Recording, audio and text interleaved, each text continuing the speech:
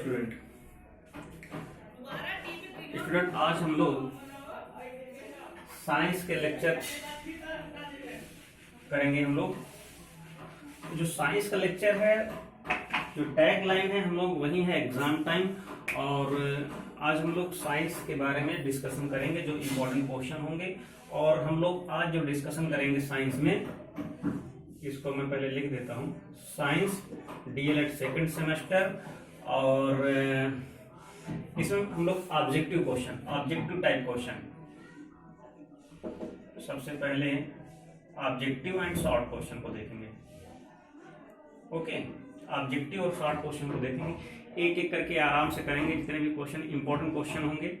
और आज हम लोग जो है तत्वों के बारे में, तत्व और उनका वर्गीकरण, जितने भी क्वेश्चन हैं, टॉपिक क्या है, तत्व एंड उनका जो क्लासिफिकेशन है, वर्गीकरण, इसके बारे में हम लोग डिस्कस करेंगे। इसी के शॉर्ट्स क्वेश्चन और ऑब्जेक्टिव क्वेश्चन के बारे में डिस्कस करेंगे। तो टाइम ज्यादा लॉस ना करते हुए हम लोग स्टार्ट करते हैं। पहला क्वेश्चन, जितने भी क्वेश्चन हैं आप लोग उनको नोट करते रहिएगा।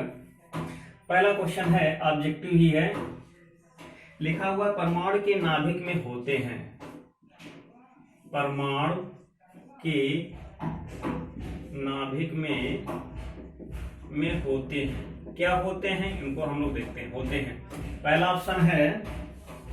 ऑप्शन है इलेक्ट्रॉन। क्या है, इलेक्ट्रॉन। दूसरा ऑप्शन है प्रोटॉन प्लस न्यूट्रॉन, यानी प्रोटॉन को पी से हम लिख दे रहे हैं, प्रोटॉन और न्यूट्रॉन। ओके, और तीसरा ऑप्शन है इलेक्ट्रॉन और प्रोटॉन। और डी ऑप्शन है न्यूट्रॉन।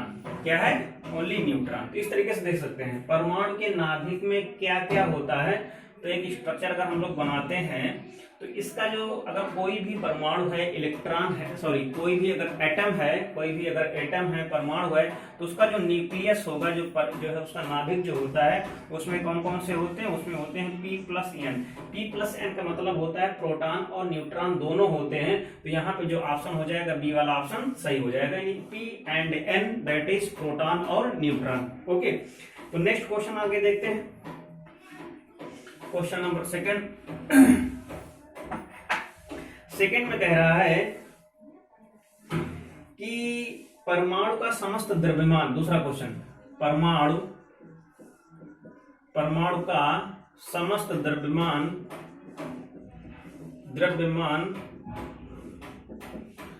द्रव्यमान निहित होता है। ऑप्शन देख लेते हैं। पहला ऑप्शन क्या कह रहा है, जो भी परमाणु होता है उसका जो मास होता है, द्रव्यमान होता है, निहित होता है, कहाँ पे एग्जिस्ट करता है। पहला ऑप्शन है प्रोटॉन में, यानी कि प्रोटॉन में, दूसरा कि प्रोटॉन में निहित होता है। और दूसरा ऑप्शन है इलेक्ट्रॉन में निहित होता है। और तीसरा ऑप्शन है क्या है, प्रोटॉन और न्यूट्रॉन में। और लास्ट ऑप्शन है डी वाला, इलेक्ट्रॉन और न्यूट्रॉन में। तो ये देखना है, जो उसका मास होता है, कहाँ पे निहित होता है। तो जो उसका मास होता है वो क्या होता है, उसके न्यूक्लियस में, यानी नाभिक में निहित होता है। जो भी कोई एटम है, याद रखना, कोई भी अगर परमाणु है, तो उस परमाणु का जो द्रव्यमान होगा, जो मास होगा, वो कहाँ पे एग्जिस्ट करेगा, उसके नाभिक में एग्जिस्ट करेगा। कहाँ पे एग्जिस्ट करेगा, उसके नाभिक में एग्जिस्ट करेगा। ये क्या है, न्यूक्लियस है। क्या है, न्यूक्लियस है, इसको हम लोग नाभिक बोल सकते हैं। तो यहाँ पे जो है, तो क्या होता है, P प्लस N होता है। तो यहाँ पे ऑप्शन हो जाएगा इसका सी हो जाएगा। Okay, next question.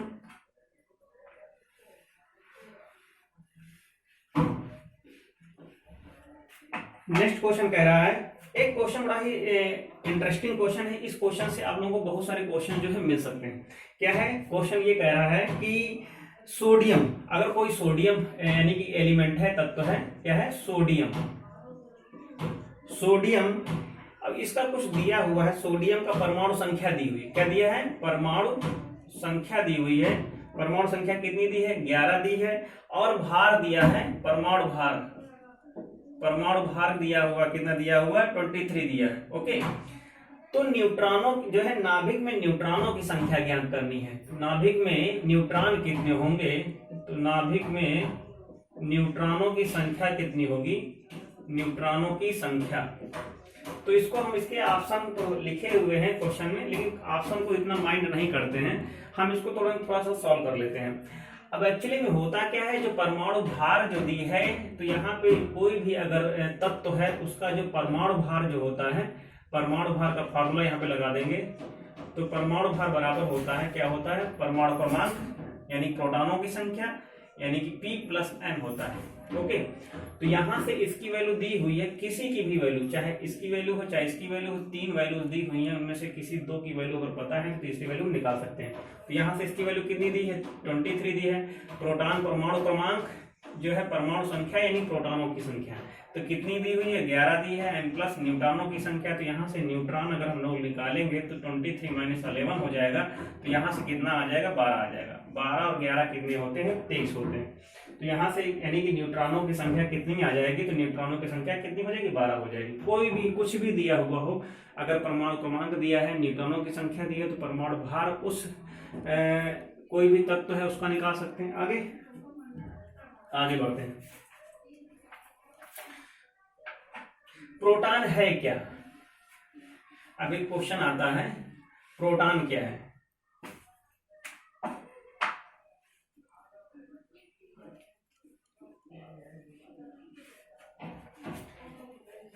Proton question, इसके ऑप्शनों को जरा ध्यान से देखेंगे हम लोग।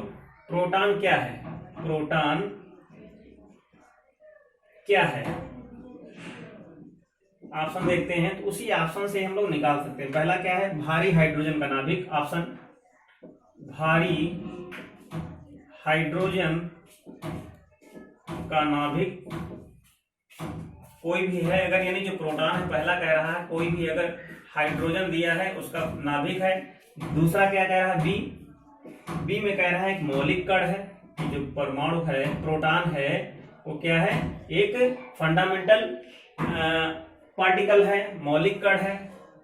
तीसरा कह रहा है सी कि एक अल्फा कण है, और डी क्या कह रहा है कि आयनित यानी कि आयनाइज्ड कण है, आयनित यानी चार्ज किया हुआ कण है।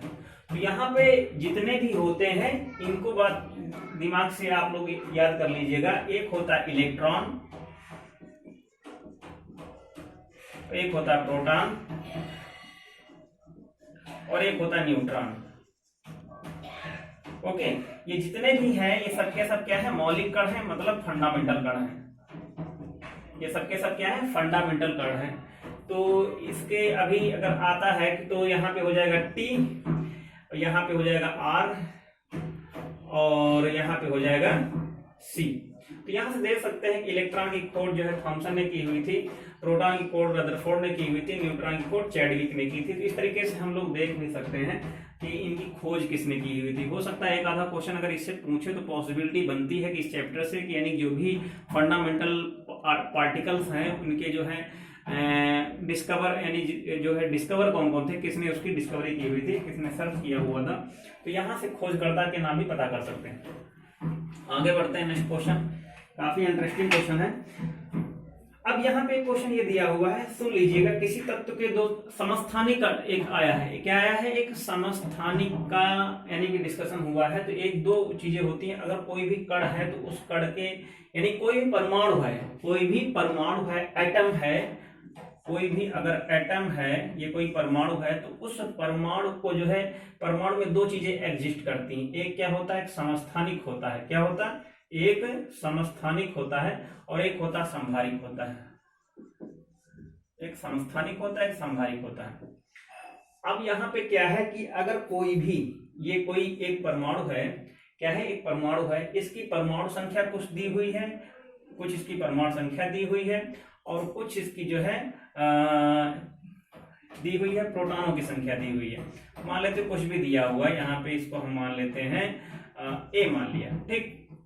इस तरीके से कोई भी जो है परमाणु लिखा हुआ है। तो अगर कोई परमाणु है कुछ इस तरीके से लिखा है, दूसरा अगर हमने लिख दिया, ऐसे लिख दिया, इसको एक इसी तरीके से लिख दिया, या y लिख दें, कुछ भी लिख दें, y लिख दें। अब यहाँ पे हमने लिख दिया p, यहाँ पे लिख दिया हमने b। जरा ध्यान सुनना, एक और हमने लिख दिया इस तरीके से, एक x बनाया, एक y बनाया। अब यहाँ पे हमने लिख दिया p, यहाँ पे a, यहाँ पर भी a, यहाँ पर हमने लिख दिया q कर दिया। जरा ध्यान से देखना दोनों को, इसको देखना, इसको देखना। अब ये क्या है, ये क्या है, परमाणु संख्या है, यानी कि द्रव्यमान संख्या, परमाणु भार, या परमाणु संख्या, सॉरी परमाणु द्रव्यमान संख्या या परमाणु भार। ऊपर जो लिखी हुई है वो क्या है, द्रव्यमान संख्या, और नीचे क्या है लिखा हुआ, नीचे वाली जो इंडिकेट कर रही है वो क्या है, प्रोटॉनों की संख्या कह रहा है। अगर यहाँ पे क्या है, अगर उनकी द्रव्यमान संख्या बराबर हो, अगर उनकी द्रव्यमान संख्या बराबर हो तो उन परमाणुओं को बोलते हैं हम समस्थानिक। क्या बोलेंगे, समस्थानिक बोलेंगे। अगर उनकी जो है ये परमाणु संख्या बराबर थी, अगर उनकी जो है प्रोटॉनों की संख्या बराबर हो, ये अगर भिन्न भिन्न हो जाए, परमाणुओं की संख्या बराबर हो, प्रोटॉनों की संख्या बराबर हो, तो उसको बोलेंगे हम, क्या बोलेंगे, समस्थानिक। क्या बोलेंगे, आइसोट्रोप, इसको बोलेंगे आइसोबार, आइसोट्रोपिक, आइसोबारिक। समझ में आया। अगर समस्थानिक के लिए क्या करेंगे, कोई भी दो परमाणु अगर दिए हुए हैं तो उनके किन्हीं भी दो परमाणुओं के अगर परमाणु क्रमांक बराबर होते हैं, यानी प्रोटॉनों की संख्या बराबर होती है, तो उसको बोलेंगे समस्थानिक। अगर उनके द्रव्यमानों की संख्या अगर बराबर होती है तो उनको बोलेंगे हम समभारिक। तो इस चीज को याद रखना। ओके, आगे बढ़ते हैं।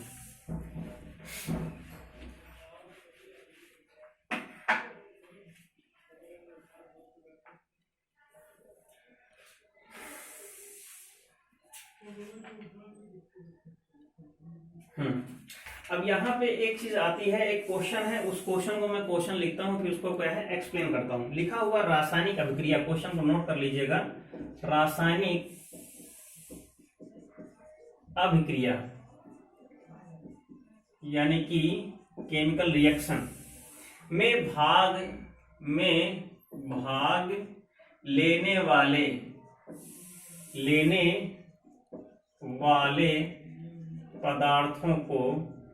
लेने वाले पदार्थों को क्या कहते हैं, ये पूछ रहा है। पहला ऑप्शन है, क्या है पहला ऑप्शन, अभिकारक कहते हैं, अभिकारक। ओके, और दूसरा क्या कहते हैं, उत्पाद। तीसरा क्या कहते हैं, उत्क्रमणी, यहां पे सी होना चाहिए, उत्क्रमणी। और चौथा क्या कहते हैं, अनुत्क्रमणी, अनुत्क्रमणी। अब जरा ध्यान देना, सारे जितने भी मैंने ऑप्शन लिखे हैं इन सबको मैं समझाता हूं, तो इसी बहाने क्या है, ये भी चीजें कंफर्म हो जाएंगी। अब ध्यान से देखना, अगर कोई भी दो चीजें, यहां पे एक लिखा हमने, ए लिखा n+b लिखा, ये बनाया, तो यहां पे सी लिख दिया, या सी लिख दिया, पी लिख दिया। ओके, फिर हमने एक बनाया, ए लिखा, बी लिखा, ये निशान बनाया ऐसे, ये इस तरीके से, और एक ये निशान बनाया, और यहां पे लिख दिया पी। तो इस तरीके से एक्चुअली में क्या है ना, भाग लेने वाले, तो ये जब लिख करके आ जाएगा भाग लेने वाले पदार्थ, तो ये दोनों चीजें कट हो जाएंगी। क्या है, ये दोनों चीजें कट हो जाएंगी, क्योंकि ये प्रोसेस का नाम है, ना कि जो है उसमें पार्टिसिपेट करने वाले एलिमेंट की बात कर रहा है या मैटर की बात कर रहा है, ये उससे रिलेटेड है नहीं। ये इस तरह की रिएक्शन होती है, जैसे यहाँ पे मैंने एक ये एरो बनाया है, तो ये क्या है, ये इरिवर्सिबल प्रोसेस है, यानी क्या है ये, यानी कि ये है ये जो है अनुत्क्रमणी, यानी कि एक होता है रिवर्सिबल प्रोसेस, एक होता है इरिवर्सिबल प्रोसेस।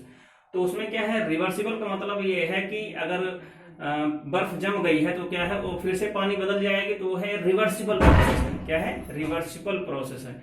लेकिन अगर दूध से दही बन जाएगा तो क्या है, वो इरिवर्सिबल प्रोसेस है, यानी कि उससे पुनः जो है दही से दूध नहीं बन सकता है, तो वो इस तरीके से होता है। तो वो क्या है, एक प्रकार की रिएक्शन का प्रकार होता है। ये क्या है, उत्क्रमणी और अनुत्क्रमणी क्या है, ये रिएक्शन का क्या है, एक प्रकार है। तो यहाँ पे बस इतना पूछ रहा है कि किसी भी रिएक्शन में, किसी भी अभिक्रिया में, कोई भी अगर केमिकल रिएक्शन होती है तो उसमें जो रिएक्शन से पहले कह रहा है ना। रासायनिक अभिक्रिया में यानी भाग लेने वाले पदार्थ, यानी पहले मतलब भाग लिया, भाग लेने के बाद जो प्रोडक्ट जो बनेगा वो अलग की बात है, उत्पाद जो बनेगा। तो जो भाग लेते हैं, चाहे फिर वो ए हो, चाहे वो बी हो, चाहे एक ही एलिमेंट से क्या करें हम दूसरा कोई भी चीज बना दें, कोई भी प्रोसेस है कर दें, तो उसके बाद क्या है, कोई भी एक क्या है, एक पी फॉर प्रोडक्ट यानी कि उत्पाद बन गया है। किसी भी अभिक्रिया में, अभिक्रिया प्रारंभ होने से पहले अभिक्रिया में भाग लेने वाले जो पदार्थ हैं, तत्व हैं, उनको क्या बोलते हैं, हम बोलते हैं अभिकारक बोलते हैं। क्या बोलते हैं, अभिकारक बोलते हैं। और रिएक्शन की अभिक्रिया के तत्पश्चात यानी उसके बाद में जो नया पदार्थ बनता है तो उसको बोलते हैं उत्पाद। तो इस चीज को याद रखना। ओके, आगे देखते हैं।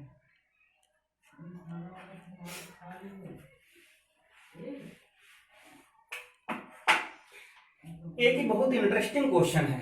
क्या क्वेश्चन है, और बहुत ही आसान। रासायनिक समीकरण, रासायनिक जो केमिकल रिएक्शन होगी रासायनिक समीकरण में ये जो एरो ऊपर की ओर बनता है, इसका मतलब क्या है, इस चिन्ह को क्या बोलते हैं। तो बहुत सारे ऑप्शन दिए हुए हैं। पहला ऑप्शन दिया हुआ है गैस अवस्था, गैस स्टेज, और दूसरा क्या है बी लिक्विड स्टेज है अवस्था, और तीसरा क्या है सॉलिड स्टेज यानी कि ठोस अवस्था, और डी कह रहा है इनमें से कोई नहीं यानी NOT, नॉट यानी नन ऑफ दीज। तो कोई भी जब रिएक्शंस होती है उसमें जब इस तरीके से कुछ भी बनता है, किसी भी चीज को अगर हम लोग रिड्यूस करें, तो जैसे कि अगर इस तरीके से कोई भी रिएक्शन हमने बना दी, बनाने के बाद कोई प्रोडक्ट बना, प्रोडक्ट बनने के बाद कोई भी सपोज चाहे हाइड्रोजन हो, चाहे ऑक्सीजन हो, इसकी जगह पे कोई भी चीज हो, चाहे नाइट्रोजन हो, चाहे कार्बन डाइऑक्साइड हो, चाहे ऑक्सीजन हो, कुछ भी हो, तो उसके आगे हम लोग क्या बना देते हैं, इस तरीके का एक एरो बना देते हैं। एरो मतलब क्या है, जो भी ऑक्सीजन, जो भी ये गैसेस हैं, ये क्या करेंगे ऊपर की ओर क्या करेंगे, उड़ती हैं, यानी कि ऊपर की ओर उठती हैं। तो इसलिए इसको क्या बोलेंगे हम, गैस स्टेज बोलेंगे। क्या बोलेंगे, गैस स्टेज, यानी कि गैसीय अवस्था, यानी कि गैसियस स्टेज होना चाहिए। क्या होना चाहिए, गैसियस स्टेज। ओके, आगे नेक्स्ट क्वेश्चन देखते हैं।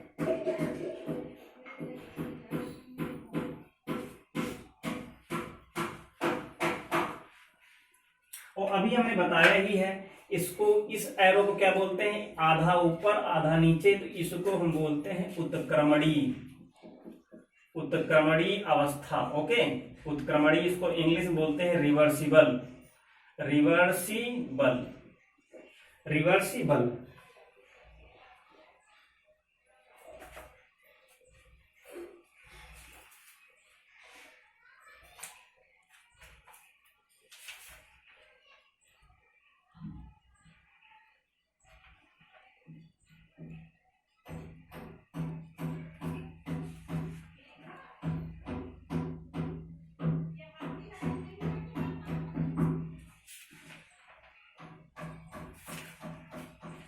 ये इतने इंपॉर्टेंट क्वेश्चन थे इससे रिलेटेड, इस टॉपिक से। और उसी के आगे एक टॉपिक है, उसके भी 60 क्वेश्चन को हम लोग देख लेते हैं। टाइम अभी है तो उसको भी देख लेते हैं, तो कम से कम ये होगा ना कि 2 टॉपिक से 60 क्वेश्चन कंप्लीट हो जाएंगे। आगे बढ़ते हैं नेक्स्ट। इसमें इतने क्वेश्चन थे, तो इनको आप लोग देख लेना ध्यान से, फिर से इसी से रिलेटेड क्वेश्चन कर लेना, कहीं पर भी कोई प्रॉब्लम हो पूछ लेना। एक इस तरीके से कभी कभी होता क्या है, कुछ भौतिक परिवर्तन होते हैं, कुछ रासायनिक परिवर्तन होते हैं। फिजिकल चेंजेस जैसे परिवर्तन, अगर परिवर्तन देखा जाए तो बेसिकली 2 ही प्रकार के होते हैं। एक होता है परिवर्तन, अगर इस तरीके से लिख दें हम लोग परिवर्तन, और तो परिवर्तन कितने प्रकार के हो सकते हैं, एक भौतिक है और एक रासायनिक है। ओके, तो भौतिक परिवर्तन क्या होता है, जिसमें किसी, यानी कोई भी, जो एक भौतिक परिवर्तन का मतलब होता है जो प्राकृतिक परिवर्तन जितने भी होते हैं, प्राकृतिक परिवर्तन। ओके, और रासायनिक परिवर्तन का मतलब होता है कि जो केमिकल अभिक्रिया के दौरान रासायनिक अभिक्रिया के दौरान होते हैं उनको बोलते हैं भौतिक परिवर्तन, रासायनिक परिवर्तन कहते हैं। जैसे कुछ क्वेश्चन है, इनको भी हम लोग देखेंगे, तो क्वेश्चन के थ्रू जो है आप लोग सारी चीजें जो है क्लियर होती चली जाएंगी। पहला है, एक क्वेश्चन ये है कि नमक का पानी में घुलना। नमक जो है पानी में अगर घुल जाता है तो यानी कि इसमें हम कुछ करते नहीं हैं, कोई भी नया पदार्थ नहीं मिलाते हैं। तो जब नमक जो है पानी में घुलेगा तो होगा क्या, नमक अगर पानी में अगर घुलेगा तो क्या है, ये किस तरीके का परिवर्तन है, तो ये है एक भौतिक परिवर्तन। कैसा है, एक भौतिक परिवर्तन। भौतिक परिवर्तन मतलब कि कोई भी नया हमको इसमें सब्सटेंस मिलाना नहीं है, कोई नई चीज नहीं मिलानी है। तो ये क्या हो जाता है, ये ना कोई विशेष प्रक्रिया की जरूरत है, ना कोई विशेष प्रक्रिया की जरूरत है। जैसे पानी का जो है, बर्फ का पानी में पिघल जाना, तो भी ये क्या है, भौतिक परिवर्तन है। मोमबत्ती का पिघल जाना, ये भी क्या है, भौतिक परिवर्तन है। तो इस तरीके से हम देख सकते हैं भौतिक परिवर्तन है कौन कौन से, रासायनिक परिवर्तन कौन कौन से। अब जैसे क्वेश्चन यहाँ पे ये है, अब जैसे कि है एक यहाँ पे है पटाखों का विस्फोट हो जाना, दूसरा है एक यह है क्या, पटाखे जितने भी होते हैं पटाखों का विस्फोट होना, यानी कि इसमें पटाखे जो बन करके तैयार हुए हैं उसमें कुछ न कुछ क्या है, तत्व मिलाए गए हैं, उनका एक मिश्रण तैयार किया गया, एक विशेष प्रकार का मिश्रण तैयार किया गया है, और उसमें अगर आग लगाते हैं तो क्या है, वो विस्फोट हो जाता है। तो और जैसे भी ज्वालामुखी का फटना भी एक रासायनिक प्रक्रिया है। ओके, और जितनी भी चीजें हैं जैसे ज्वालामुखी का फटना है, ये सब क्या है, रासायनिक प्रक्रिया है। उस तरीके से पटाखे जो है इनका भी जो है फटना, विस्फोट हो जाना, नाभिकीय परमाणुओं का जो है नाभिकीय विस्फोट होना, ये सब क्या है, रासायनिक क्या है, रासायनिक परिवर्तन है। ओके,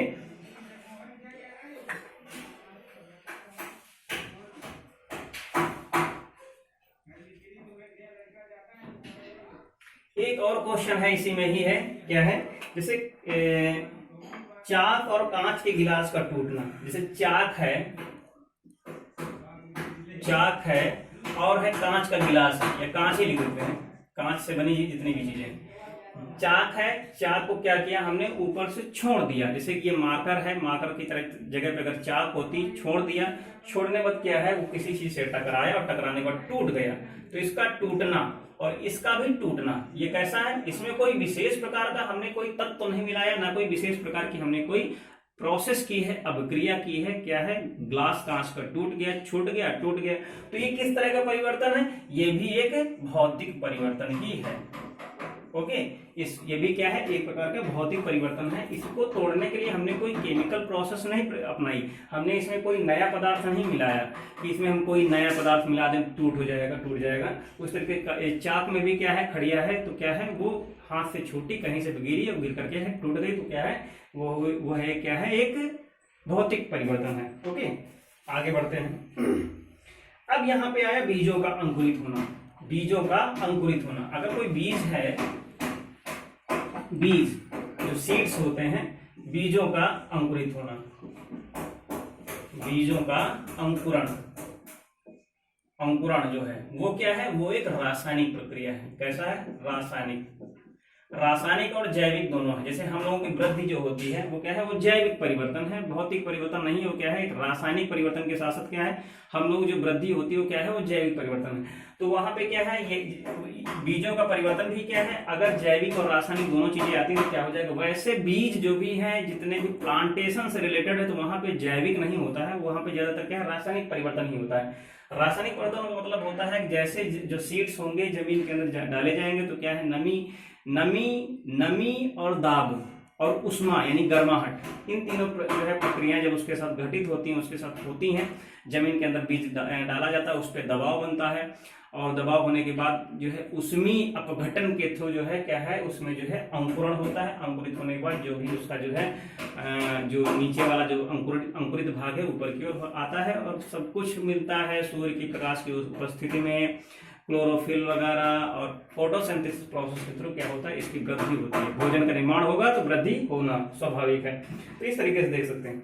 और है आगे, और एक क्वेश्चन ये है कि जो कोई भी अगर पदार्थ है, पदार्थ का मतलब द्रव्य, बहुत सारी चीजें होती हैं, बोलते हैं पदार्थ भी बोलते हैं और द्रव्य भी बोलते हैं, और इंग्लिश में बोले तो इसे मैटर बोलते हैं।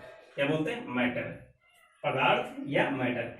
इस पदार्थ की अवस्थाएं, कोई भी अगर पदार्थ है उसकी अवस्थाएं कितनी होती हैं, स्टेज कितनी होती हैं? जो अवस्थाएं होती हैं वो 3 होती हैं। कौन कौन सी होती हैं? सॉलिड यानी ठोस, फिर क्या है? द्रव, यहाँ पे द्रव्य लिखा है, यहाँ पे द्रव है, और एक गैस होती है। वैसे अगर एक और देखा जाए तो एक और होती है जिसको बोलते हैं प्लाज्मा। एक चौथी स्टेज होती है प्लाज्मा। ओके, तो बेसिकली मुख्यतः हम लोग 3 ही स्टेज पढ़ते हैं, चौथी भी पढ़ते हैं, लेकिन वो जो है उच्च, जो हायर स्टडी होता है उसके लिए पढ़ते हैं। एक चीज और है, गर्मी के दिनों में वर्षा का होना, ये किस प्रकार का परिवर्तन है? जरा इन सब चीजों, अब ऑप्शन यहाँ पे दिया हुआ होगा। एक चीज जो रासायनिक और जो ये भी देख लेते हैं, जो ये जो परिवर्तन होते हैं, रासायनिक परिवर्तन, रासायनिक और भौतिक, ये 2 परिवर्तन जो है, ये जो रासायनिक और भौतिक परिवर्तन जो है, ये कहाँ पे घटित होते हैं? तो ये हमेशा पदार्थों में ही होंगे। किसमें होंगे? हमेशा मैटर में ही होंगे, हमेशा पदार्थों में ही। पदार्थ जितने भी हैं, ठोस, द्रव, गैस, जितनी भी चीजें, उसमें ये जो होंगे भौतिक परिवर्तन और रासायनिक परिवर्तन दोनों होंगे। इसके अलावा और कहीं, अब जैसे यहाँ पे आया मौसम परिवर्तन, ये क्या है? भौतिक परिवर्तन, रासायनिक परिवर्तन में आएगा? नहीं। अब लिखा है गर्मी के दिनों में वर्षा। अब क्या है? गर्मी के दिनों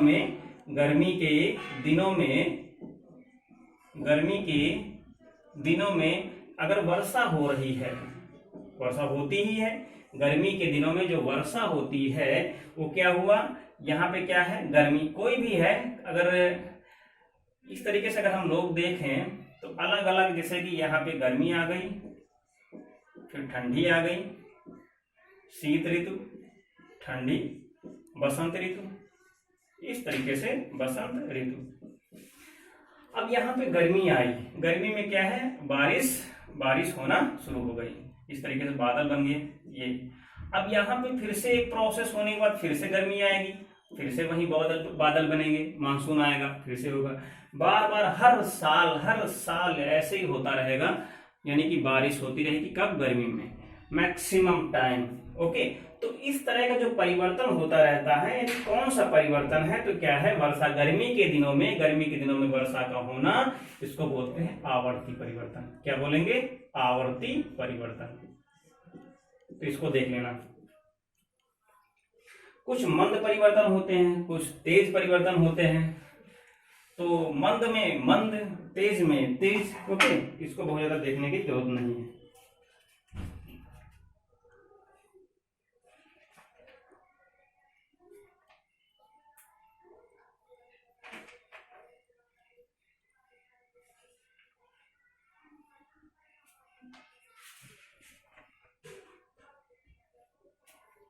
तो बस आज इतना ही इसमें, और नेक्स्ट लेक्चर में हम लोग मिलते हैं कोई एक नया टॉपिक लेकर के। उसके 60 क्वेश्चन को देखेंगे, उसके जो है ऑब्जेक्टिव क्वेश्चन को देखेंगे।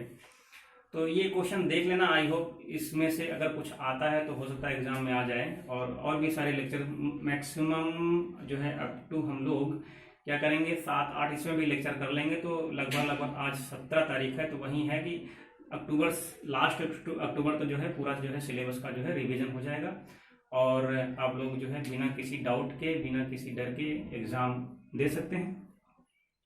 और वीडियोस को लाइक कीजिएगा, शेयर करिएगा। सब्सक्राइब नहीं करते हैं आप लोग, तो वीडियो को सब्सक्राइब कीजिए, लाइक कीजिए। लाइक कम होते हैं, पता नहीं क्या है, तो इतना तो कर ही सकते हैं ना कि लाइक कीजिए, और जैसे वीडियो का लिंक पहुंचे तो फटाक से देख लीजिएगा। Okay, thank you, take care.